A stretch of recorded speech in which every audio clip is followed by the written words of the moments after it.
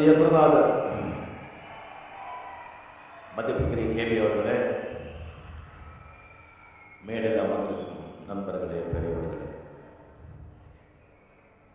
இங்கே வருகை தந்திருக்கும் பெரியவர்களே, தாய்மார்களே, நண்பர்களே, பத்திரிகையாளர்களே, ரோட்டரி சங்கத்து உறுப்பினர்களே, என்னை வாழ வைத்த தெய்வங்களான தமிழக மக்கள், நண்பர்களை நான் மிகப்படுத்த சொல்ல மாட்டேன். உங்களை யாராவது ஒருத்தர் கொஞ்சம் திறமை இருந்தாலும் பரவாயில்ல, கொஞ்சம் திறமையோட கேபியோட சந்திச்சு அவர் மனசு வச்சிருந்தா நீங்களும் முன்வரிசையில் உட்கார்ந்துருக்கலாம். அது அவருடைய டச், மேஜிக் டச்.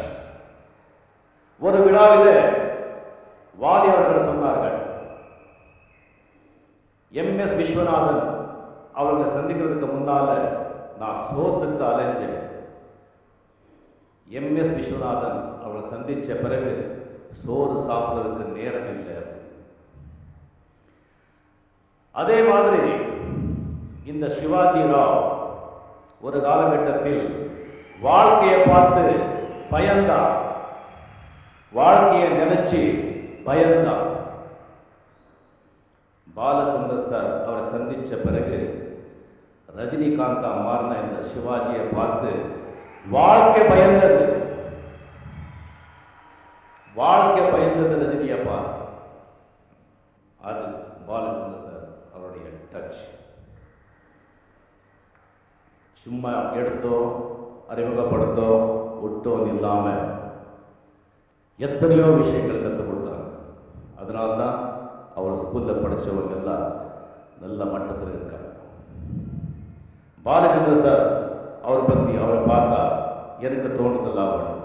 ஒரு பெரிய மகான், அவர்கிட்ட ராதாகிருஷ்ணன் பிரசிடென்ட், அவர் ராதாகிருஷ்ணன் கேட்குறாரு, அந்த மகான் கிட்ட புலி சீட்டா எல்லாம் சுற்றி இருக்கும், அவர் சுற்றி இருக்கும், அவருக்கு ரொம்ப பயமே இல்லை.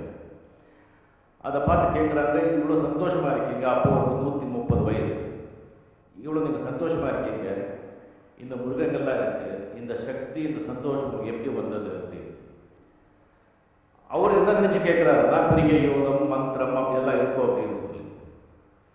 அந்த பெரிய மகான் சொல்றாரு, ஒண்ணுமே கிடையாது, மூரே விஷயம் தான், 3 டிசிப்ளின்ஸ், 3 ஒழுக்கங்கள்.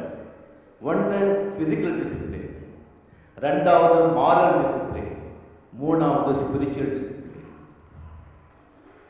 உடம்பை எப்படி வச்சுக்கணும், உன் உடம்புக்கு நீ என்ன சாப்பிடணும், உன் உடம்புல உனக்கு என்ன நோய் இருக்கு உனக்கு தெரியும், அதை நீ கரெக்ட் பண்ணிக்கோ.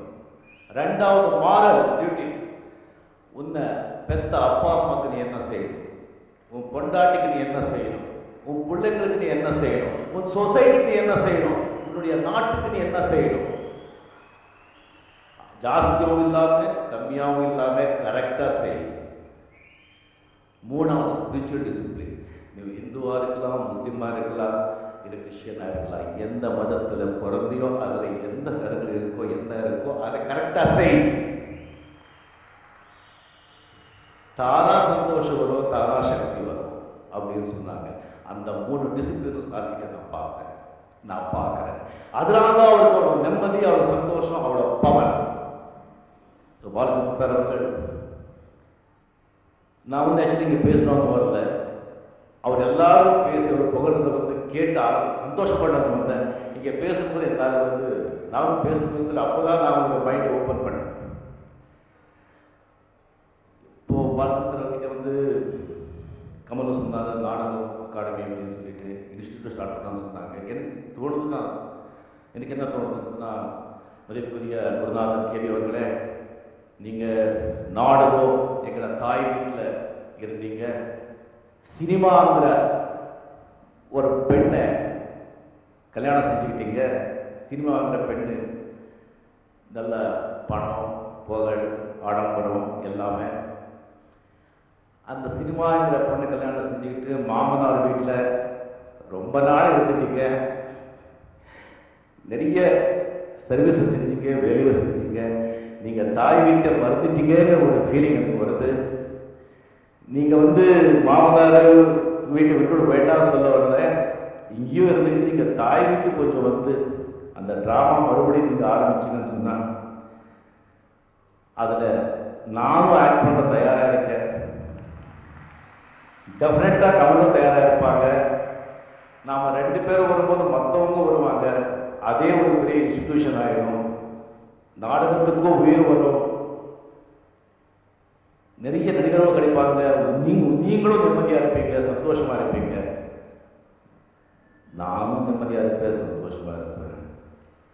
ஸோ இதை வந்து தயவு செஞ்சு நான் அதிக பசங்க வந்து நினச்சிக்காம நீங்கள் இதை பற்றி கொஞ்சம் சீரியஸாக திங்க் பண்ணணும்னு சொல்லி மிக அருமையாக விழா நடத்திய ராஜேஷ் டிவி அவர்களுக்கும் ரோட்டரி சங்கத்திற்கும் என்னுடைய மனமார்ந்த பாராட்டுகளை தெரிவித்துக் கொண்டு அமைகிறேன். நன்றி.